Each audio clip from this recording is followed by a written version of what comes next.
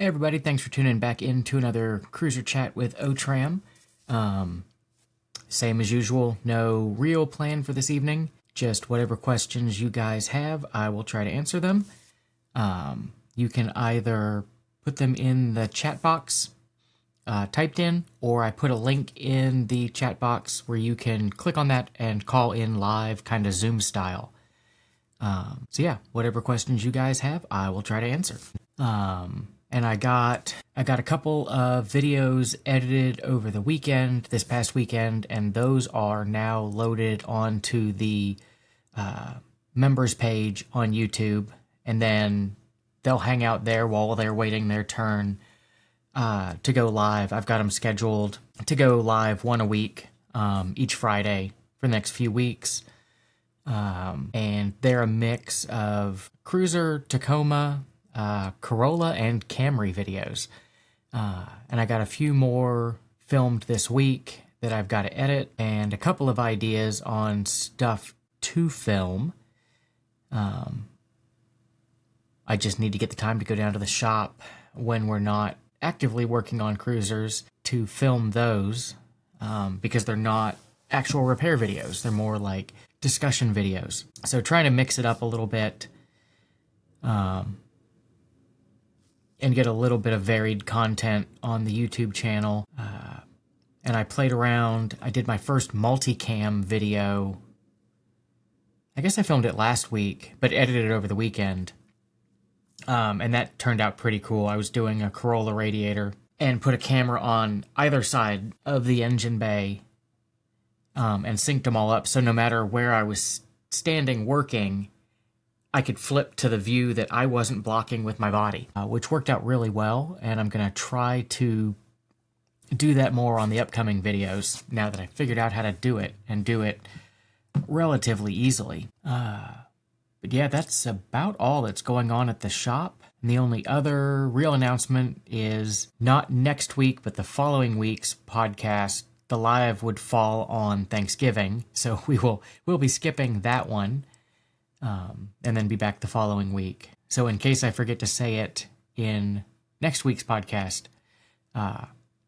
we won't be here on Thanksgiving Thursday. But yeah, other than that, any questions you guys have at it. I'm trying to think if anything interesting came through the shop this week that was fun or exciting.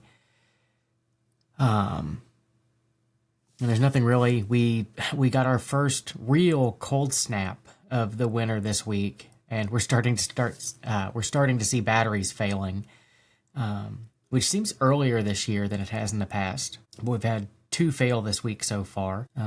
Yeah, that's all I can think of. And I'm shooting for the 3rd or 4th time.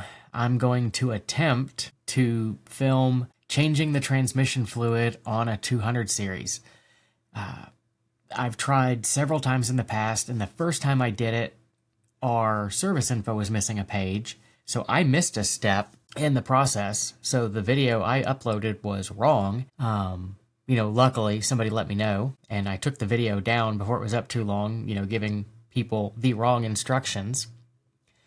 And I've since gotten, the complete service manual pages for that. And the other 2 times I've tried to film it, like I've knocked the tripod over or audio has cut out. Yeah, so it's like a cursed video. So I'm hoping tomorrow I can actually film it and get a decent video out of it. And let's see, we got a question. 1999 Land Cruiser with an A343F transmission, and it's only shifting in L, then manually to 2, and then D. What do you think? I honestly don't know.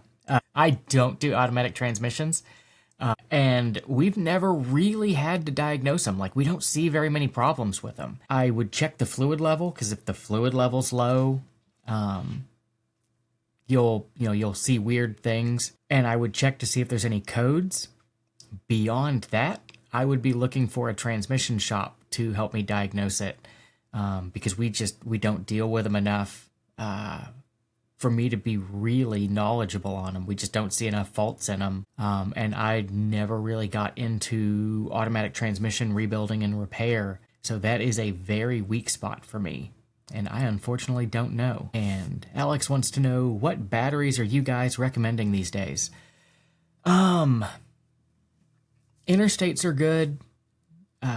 We've had good luck with those, but honestly, most of the time, we just use the middle to higher end line of the local parts stores, on the assumption that if you're out on the road and you need to take advantage of the warranty, using an Advance or an O'Reilly or an AutoZone, one of their batteries, you have a much better chance of finding one of those, wherever you may be in the US, rather than using, some kind of specialty battery. And, we've had, about the same luck with all of the local parts store batteries, as long as you're not using, their bottom tier, as long as you're using like the middle or upper tier, they seem to last, as good as anything else. And they're just easier to warranty nationwide. We've also used Toyota batteries quite a bit because we can get them easily from our local dealer. But yeah, we don't really have a set battery that we use. We were stocking Interstates for a while. Like we had them on consignment, but we weren't selling them often enough for it to make sense for them to stock them with us. Like they were having to rotate through the batteries so often because we weren't selling them, and they were having to, take older stock out, that they took the consignment batteries out, and we can still order from them and they'll deliver to us.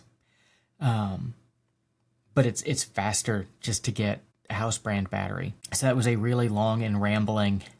I don't have a set preference. We have started moving. We were using AGMs, like on some of the wheeling trucks, but we started to notice that they were failing prematurely.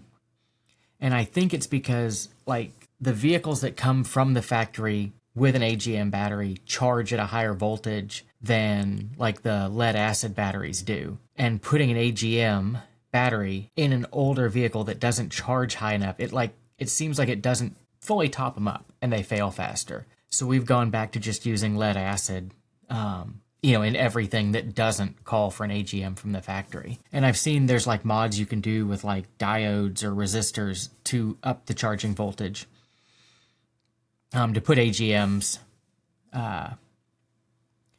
but haven't played with that yet. What is the roughest cruiser you guys have had come through the shop, or the funniest cruiser story? Oh, we've had some rough ones. God, we had one. It just came in a couple of months ago. It had been sitting for years, down, in a beach town, and it sat for 5 or 6 years. And they towed it up to us to get it running. And it had very obviously been neglected before it was parked for multiple years in a salt environment. And by the time it got to us, it was just gone.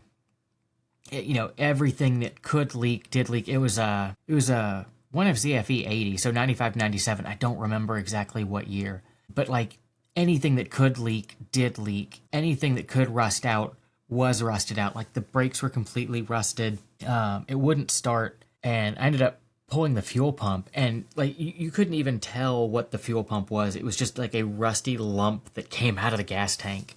Inside of the gas tank, there was more gas tank on the bottom inside than whole gas tank. And we originally talking to the customer, it was one of those, hey, it's sentimental value. I want to do everything I can to get this back on the road. We were like, hey, this is going to be really expensive. And they were like, yeah, go through it. Tell us what it needs. So we had the intentions of doing a whole video series on that truck, and hey, this is how much work, and this is what you're going to go through, and this is everything that's going to go on, and all the pitfalls you're going to come into when you're trying to bring something like this back to life. So we shot a really in-depth, inspection video, going through it with a fine-tooth comb, and we did a video on going through the no start, why it wouldn't start, pulling the fuel pump out and all that, because we were going to make a whole series of it. And then when we actually sent the person the estimate, all communication stopped. And it took like 2 months to really get a hold of them, and they did not want to fix the truck. And came and picked it up. I've still got all the footage from the initial inspection and the, fuel pump testing, and I've thought about trying to turn that into some kind of video, but it'll be awkward because we shot it with the idea that it was going to be a series. So like the whole time we're doing the inspection, like we're referring to things in the future tense. But that's probably the roughest one we've had lately. We had a 100 series come in a couple years ago that was bought sight unseen from like Jersey, I think. And they brought it down to us to do a post-purchase inspection. And like the body mounts were just crumpling into the sides of the frame. The frame was so far rotted out of it. And just the whole truck, it was like, I don't know how this drove here. It was so bad, so rotten. And, same as the other truck, like the brakes were gone. It needed timing belt. It needed CVs. It needed a steering rack. The HC was blown out of it. Like everything that could be wrong was wrong. And, we told the people, we're like, hey, just cut your losses. Do not try to fix this truck. You really shouldn't even drive this home. There's nothing really holding the body onto the frame.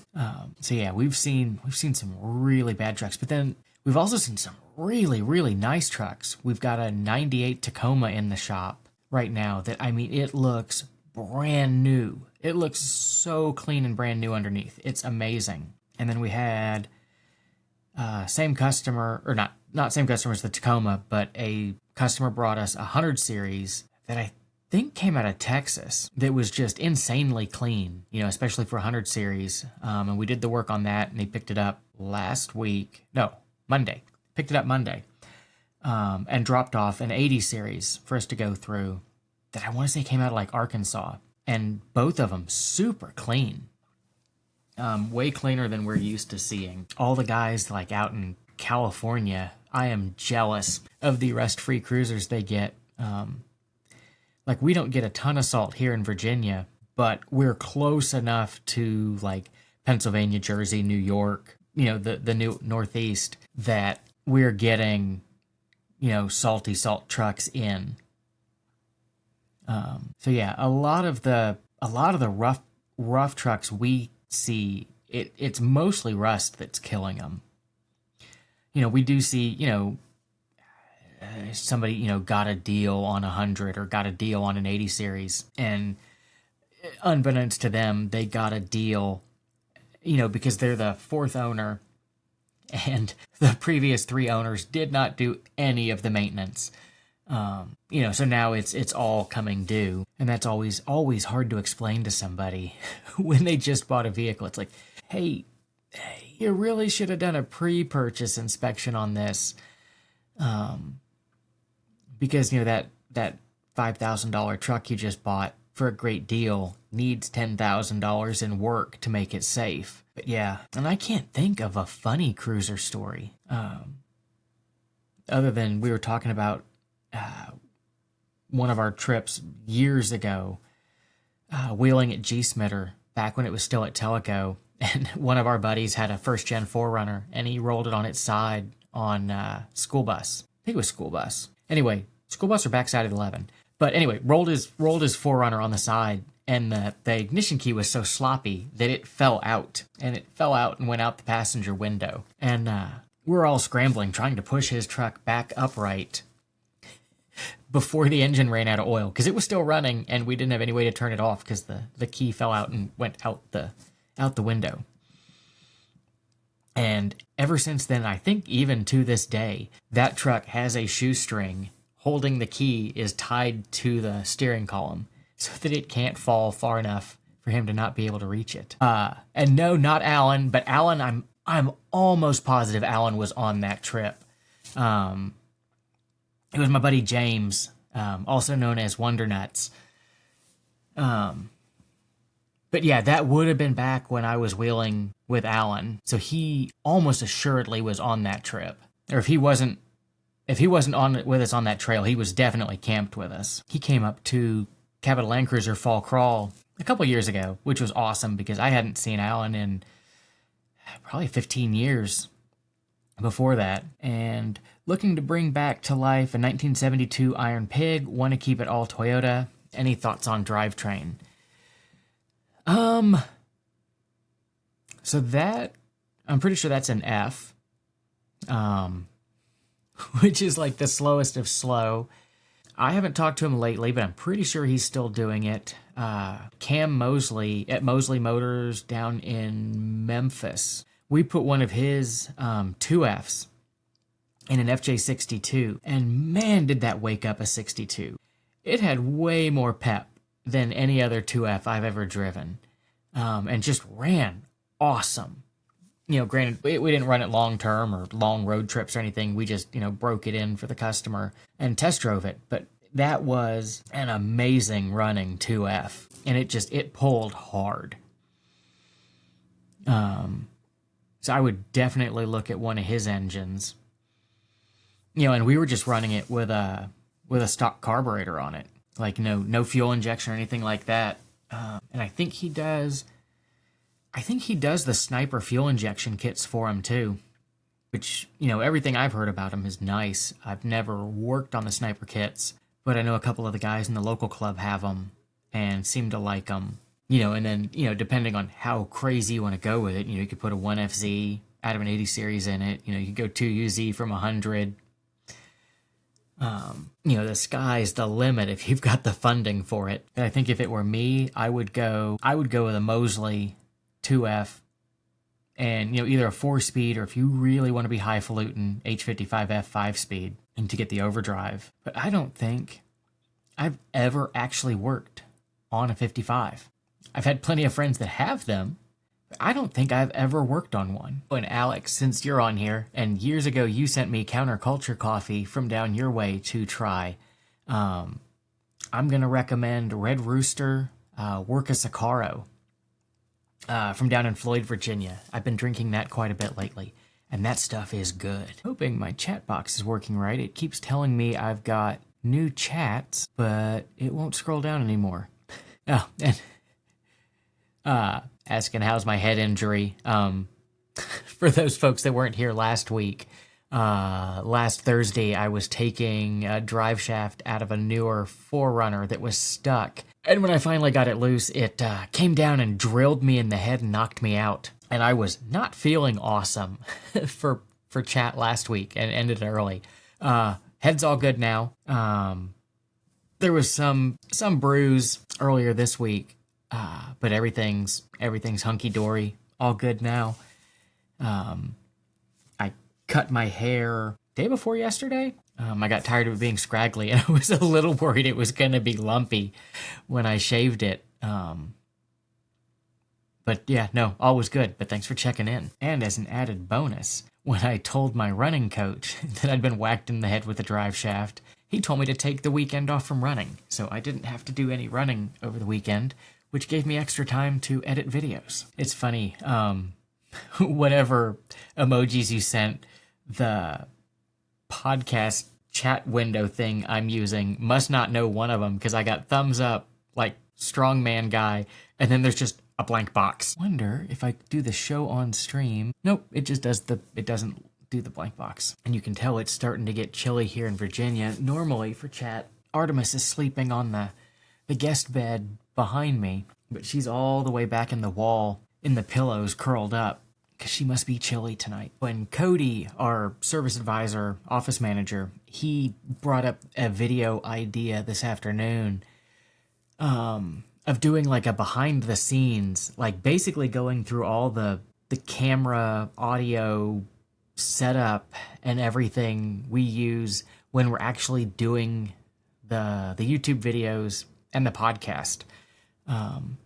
I didn't know if anybody would actually have interest in that. Like, I know watching podcast channels and audio video channels that I watch, I like it when they go through their camera stuff. But that's because I'm trying to emulate them in my own videos. And I'm looking at their recommendations for camera stuff. Didn't know if you guys would have any interest in that. And if so, I will make a behind the scenes video on how we make the YouTube videos. And I got part of a new question in, but it cut off. Hopefully there's more coming through. But it's 97 FCJ80 that they're getting ready to do some major maintenance on. Cooling system and all the accessories. The radiator's been leaking, but ...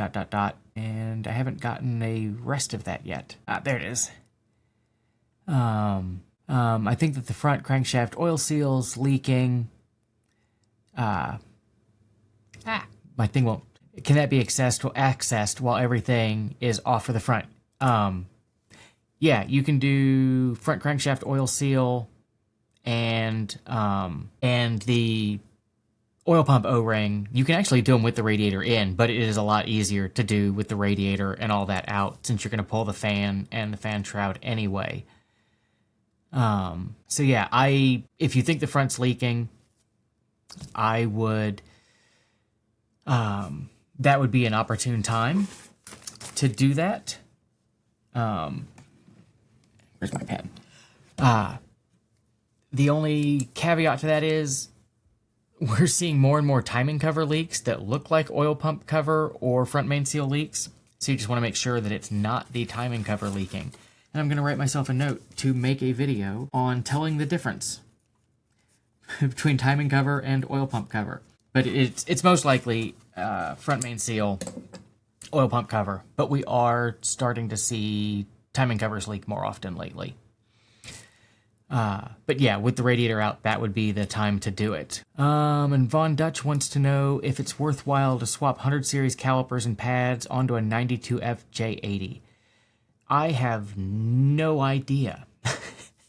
I haven't done that swap or even heard of it. And we've actually stopped working on 91, 92 FJ80s just because they're a pain to get parts for. And we don't hardly see any of them. But I don't know, but you'd likely also have to change the master because if you're going to bigger calipers, you'd want to master with more volume as well. And I don't know what that would entail. And then Andrew wants to know, how do you bleed the ABS modulator on a 93 to 97 Land Cruiser without the special Toyota handheld tool? We have a very, very high-tech method of doing this. We bleed the brakes like normal, go through load pressure, load sensing proportioning valve, do all the calipers. And then we have a gravel parking lot at the shop.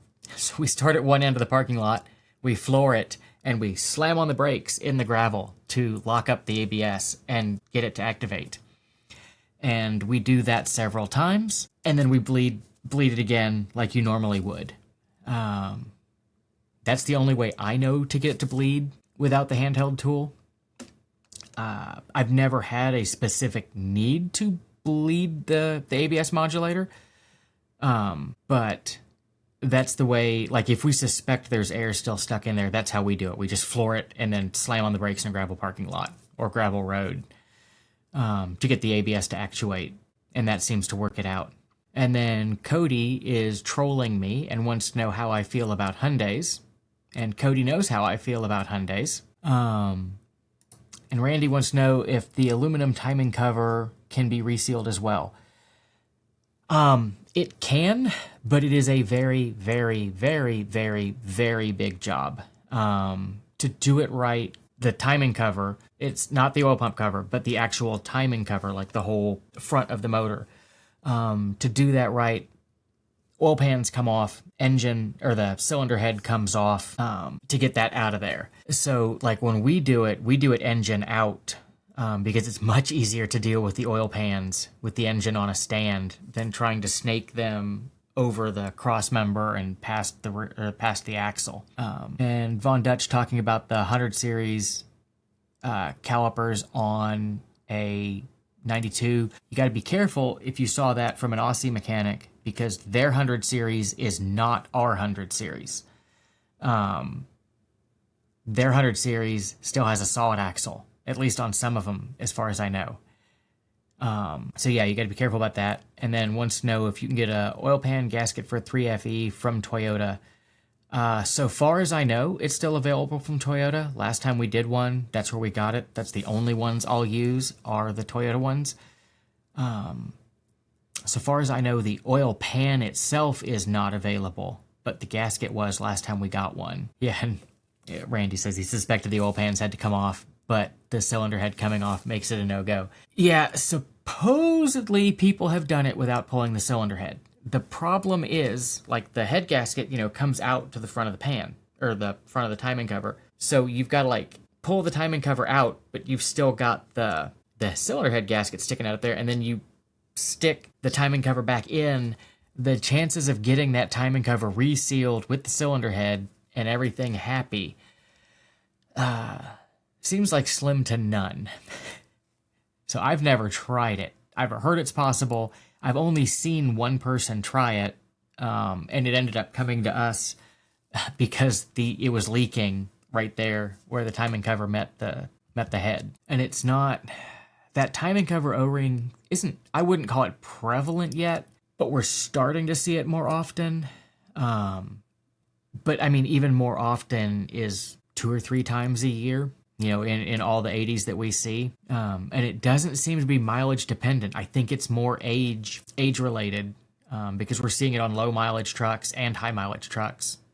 I think it's just that the rubber in that O-ring has gotten, old and brittle and it's starting to leak. And Wade wants to know about swapping the suspension on the Iron Pig. I've not done one. Like I was saying earlier, I don't think I've ever worked on an FJ55. My gut recommendation would be Old Man Emu, because that's what we always used on the 40s and the 60s, and that's likely a very similar suspension to a 60. I would call the guys at Cruiser Outfitters out in Utah. They are the local gurus as far as, suspension and all that. They supply so much Old Man Emu stuff. We always send everybody to them so they can get it dialed to exactly what people need.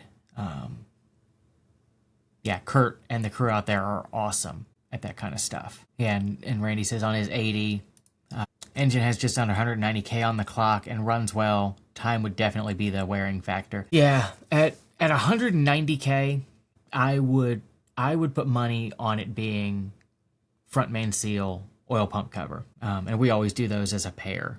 Likely not timing cover, but if you're pulling the radiator anyway, it makes sense just to do the main seal and the oil pump O-ring, because they are likely leaking. Every 80 has that leaking. It just, the first couple times we ran across the timing cover leak, you have an 80 come in with an oil leak. You look at it, it's like, okay, it's leaking from the oil pump cover area, right? An oil pump cover. And then we did the oil pump cover O-ring, and we did the front main seal, and, cleaned everything up, took the truck for a test drive, and it was still leaking oil. It's like, I must have nicked the oil pump O-ring, or, boogered the front main seal putting it in. Do the job again, put it all back together, take it for a test drive, and it's still leaking. And it was like, what is going on? And then we cleaned everything up like super well and put engine UV dye in. And that's when we realized, it's actually coming from a little bit further back and higher up in that timing cover, and it's running down the front of the oil pump cover.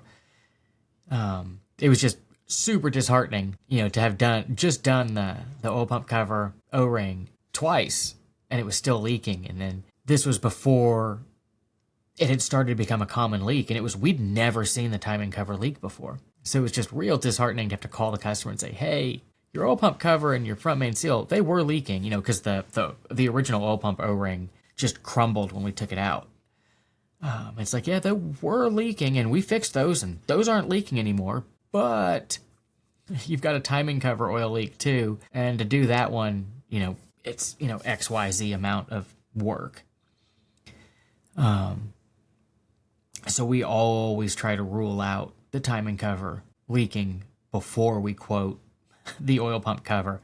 And then we always, put in that caveat of, hey, it looks like it's all coming from the oil pump cover. There is a slim chance the timing cover's leaking as well. But yeah, I had done all of the oil leaks on my 80 and, got it all sealed up, and I was like so excited.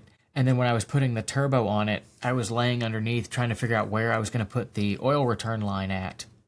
And an oil dripped and hit me in the forehead. And it was like, what is leaking? I just fixed everything. And the timing cover had gone, in the little bit of driving I had done since fixing everything. And that is just going to continue to leak until I blow that engine up, with 360,000 miles in a turbo. Probably won't be long. But man, does the turbo make that truck fun to drive. Yeah, working twice is definitely maddening. Especially when working twice and it still didn't fix it. In 2005, LX470 lost tachometer on some crazy dashboards in Arizona. Any ideas where to start with repairing it? That is a really good question. I'm assuming like speedometer, the other cluster gauge stuff works. I've never seen a tach go out. I would check for codes. It's funny. I didn't even realize that said dashboards. I read it as washboards in my head. But I've never seen a tach go out. I would check for like instrument cluster codes.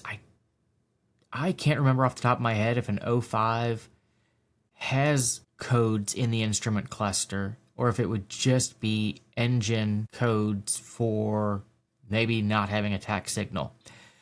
Okay, all the other gauges work. My gut guess would be that the servo motor or whatever drives the tachometer died. But I've never taken the Speedo tach portion out of a 100 series cluster. I've taken like the temp gauges and the oil pressure gauges out, and I think fuel pressure, but I've never taken the Speedo or tach out to see what's going on. We've used a company called Circuit Board Medics, and they're down, I think, in one of the Carolinas. We've used them to rebuild stuff for us, like computers, like putting new drivers in. I believe they do dash clusters as well, but I'm not 100% sure. I know there's companies out that like redo the GM dashes where the oil pressure gauges will do battle with the other gauges. But my guess would be like you lost a connection, inside the cluster itself. And I don't know how user serviceable that would be, like for just a regular person to go in and fix it. Like if it needed to be like resoldered or reflowed or whatever.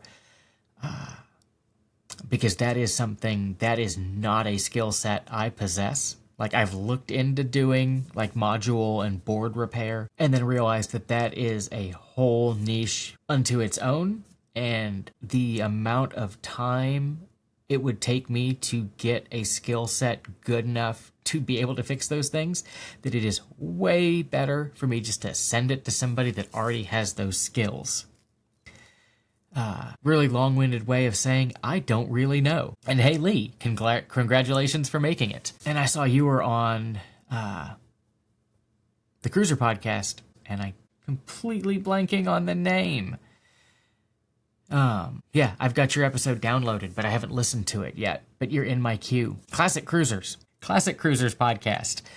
And Andrew wants to know, he's had his 1FZ board 1mm over, have oversized pistons and rings going in. Does it need an oversized head gasket? That would be something you'd want to talk to your machinist about. I don't believe that's a thing. I know you can get them in different thicknesses, like to compensate for decking the head or decking the block or changing compression ratio, but I've never seen them listed for different bore sizes. Like when you get the valve grind set or the engine, rebuild set from Toyota, there's only one choice in head gasket. Like there's not an overbore head gasket like there is overbore pistons and rings. So I would assume no. But I would check with whoever's doing the machine work to see if they have a different answer. And I know when we've ordered like Cometic head gaskets for turbo and supercharged trucks, we've had to specify the thickness of the gasket, but there's never been a way to specify bore size. So I would assume that it doesn't matter, but I don't know for sure. And yeah, like Lee's saying, I don't think the pistons go past the head, because usually I'm going brain dead, the ridge where they stop and the oil cokes up in the top of the cylinder, that's just below the head surface. So I don't think they go up past there, so I don't think it would interfere. And I didn't realize that you can get different thickness head gaskets from Toyota. Oh, for the 1HD. That may be. I've never done one of the diesel motors, at least not that far in. But for the 1FZ, I've never seen the different thicknesses. Gotcha. Yeah, the diesel side of things is something I've never learned. With us not getting the diesel cruisers here, I've just never had to work on them. And at this age, not gonna learn. And Andrew said he wasn't able to find any other head gasket bore diameter sizes available either. Yeah, as far as I know, that's not a thing. But sometimes machine shops have weird sources where they can get weird stuff. So I would just double check with whoever's doing your machine work. But I don't think that's a thing. And Lee says he's trying to learn diesel now. It's interesting. Yeah, like, I love the theory of operation behind a diesel, but like learning all the injection timing and all that jazz and tuning on them, yeah, I'm too old for that. I'll stick with gas. And when you guys are done on this podcast, go check out Lee, Solve Function, on Classic Cruisers podcast. Okay, and Lee says his manual doesn't specify different head gaskets for oversized piston rings or oversized pistons. Yeah, I'd never even thought about that, because you would think, if you're boring it over, you're moving, like you're getting into the landing space of the clamping area between the deck and the head. Going brain dead. Oh, and there's a Cruisin' to Camp podcast. I have not seen that one. I'll have to check that out as well. My podcasts are all boring stuff. They're all like running, fitness, coffee, and like shop management. And I listen to one on audio video production, but mostly because that guy has awesome taste in music and very cool stuff about making YouTube videos. And I mentioned it at the beginning of the podcast, but I don't think anybody was actually logged in when I said that. But I got several videos edited over the weekend, and those are up on the members only page on the YouTube channel. And then they will slowly work out one a week from there to the regular YouTube channel. But I've been putting everything as I edit it. I've been trying to put it on the members only page for a little while first, as like a bonus preview for the folks that help support the channel. I've been way behind on shooting videos lately, but I got a couple out over the weekend. Those are up there now. And I filmed a couple more this week that I hopefully get through editing this weekend. And then I've got some ideas for other stuff to film. So hopefully I will be getting better at timely video releases. I finally got the filming workflow to where it's not as intrusive to day-to-day cruiser work. Like I can just be like, oh, this would be a cool video to shoot today, and just wheel everything over, shoot the video, wheel it out of my way. And it doesn't add a horrendous amount of extra time to doing the repair. So I'm hoping that'll help me get more stuff out more timely. It's probably going to be a lot of just general basic maintenance. I may try to go back and redo some of our early videos now that we've got better camera equipment. Like, if we have an AHC truck come in, try to reshoot that video on 100 series, because that was shot like on a point and shoot camera way back in the day. And I think the the mini truck FJ40, FJ60 knuckle video was also shot on a point and shoot camera. So I may go through and try to reshoot stuff like that. And if you guys have any suggestions on videos that you would like to see, send them my way and I will do my best to make it happen. A lot of people don't seem to realize that we're a working shop, that I'm not like a YouTube production company or something, and that I'm not just working on my own vehicles. Like when we shoot the YouTube videos, they're customer vehicles that are in for repair. And so it has, for me to shoot a video, it has to be, you know, like a video that makes sense to shoot. The truck is going to be there long enough for me to shoot it without having to, keep a customer's truck longer than normal. And I also have to have time in my day to shoot it. So it can be difficult to get videos out. But yeah, it's funny because like we get like requests for videos and people think that we just have a shop that just does YouTube videos and that we can just like pull a truck in and do repairs on it just to make videos, which would be amazing if that were a thing. But it is unfortunately not. So I can only do repair videos when they actually come through the shop as legitimate repairs. And as a side note to that, a lot of people don't seem to understand that we're a working shop and like we get calls for like tech help all day long. And we get some people that get angry when I can't, stop working on the job that I'm working on, that, I'm getting paid to work on, that I can't stop working on that to come answer their questions on the phone, which, as much as I'd love to be able to help people, I've got to do the work in the shop, to get paid to get food. Because as much as I like doing YouTube does not pay the bills, which is why we set up the cruiser consultation where you can schedule, a one-on-one consultation with me. And like right now, I'm just doing those on the weekends where it doesn't interfere with the day-to-day shop schedule, shop life. And I've done 3 or 4 of those so far, and they've been a lot of fun. There's been some difficulties, trying to do troubleshooting when, the people that are calling for the consultation, do not have, the diagnostic tools that, like a shop would have. So trying to work around that and figuring out ways to test things has been interesting, but a lot of fun. So if you are looking for one-on-one cruiser help, there's a link down in the description on here, and there's also a link to it on our webpage. But yeah, we're getting to be 9 o'clock, so I'm going to jump off of here for the evening. I'll be back next week at 8 p.m. Eastern, like usual.